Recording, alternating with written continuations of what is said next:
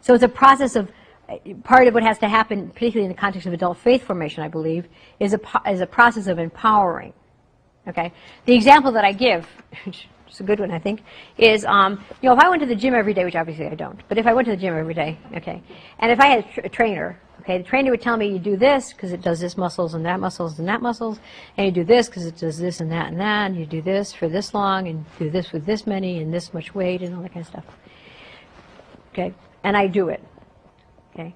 What if one day I come in and my trainer says, why don't you rearrange the equipment in a way that best suits your own understanding of your physiology?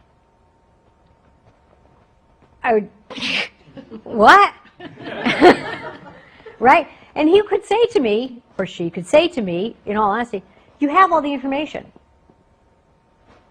Yeah, but I don't do it. And I think that happens in our parish community sometimes. That we give the information.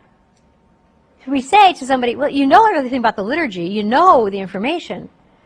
You're on the parish council. Why aren't you making decisions? Okay, so I don't know what the miss is all the time. But what I do know is that somehow we need to make that shift from being simply, having people in our parish be simply recipients of the information.